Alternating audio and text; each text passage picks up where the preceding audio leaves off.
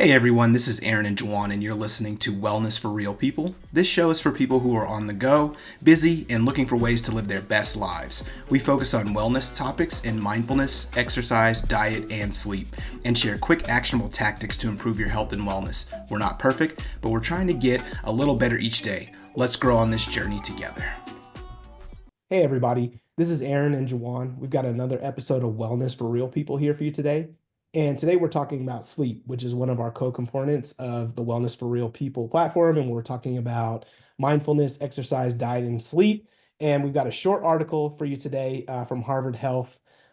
This one is coming to you specifically talking about white noise, super short and sweet. We'll link to the article in the show notes, but this one is by Lisa Catanese, ESL health writer. We'll give you all the details afterwards for this one. But one of the things that we're talking about is white noise. And I don't know about you, Juwan, but like something that I didn't really grow up with, but something that I do with my kids. And so with my two daughters, we have sound machines for both of them.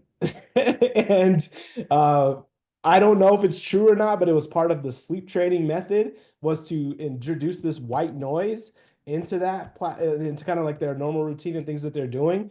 And I have to think that it helped because they're sleeping very well after their first years. Both of them been sleeping very well after the sleep training.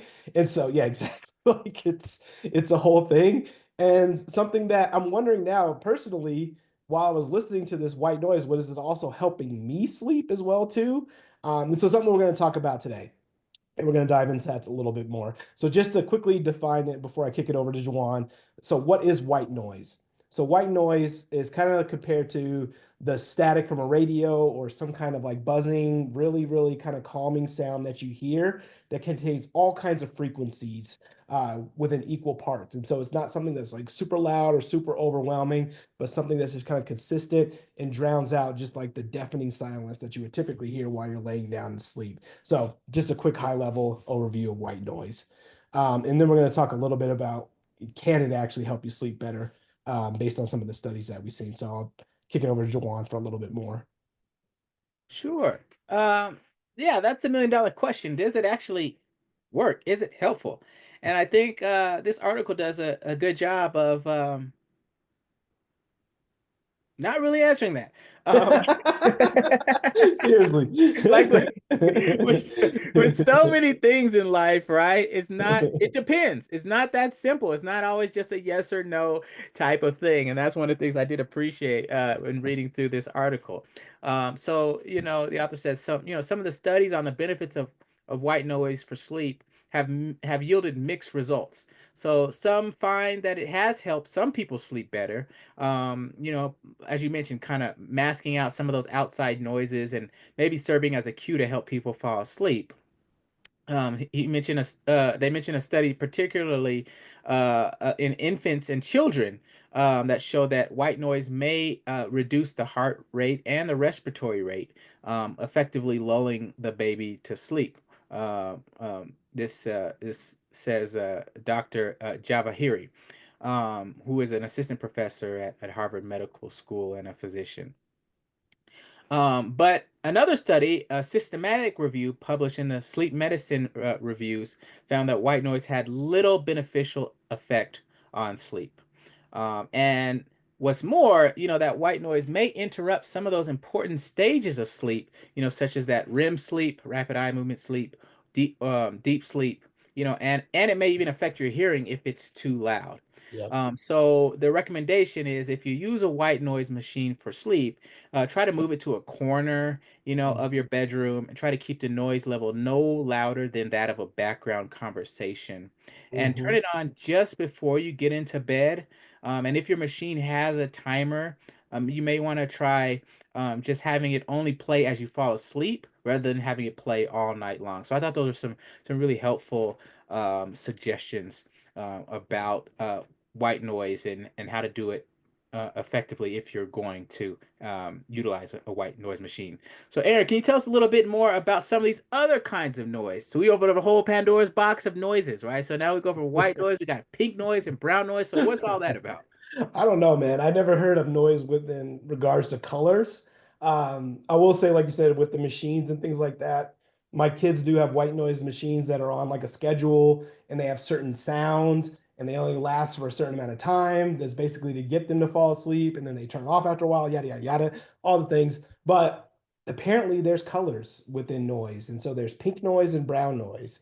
White noise is best known, but it's not the only color of noise that's been used to enhance sleep.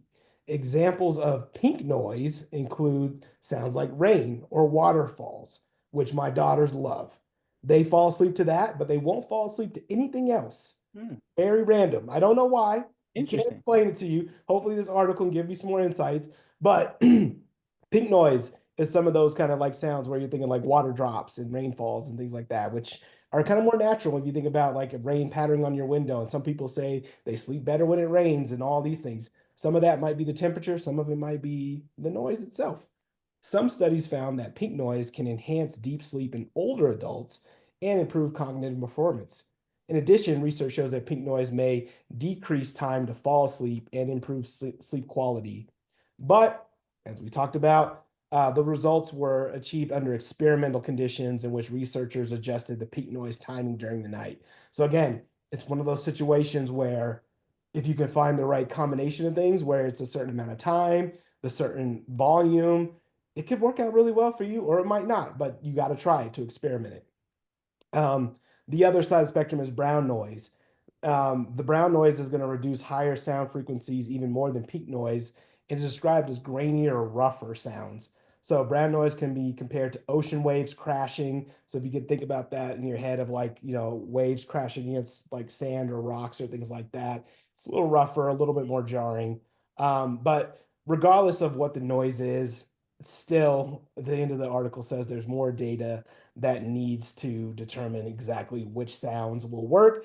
And again, it's going to be a little bit different per person.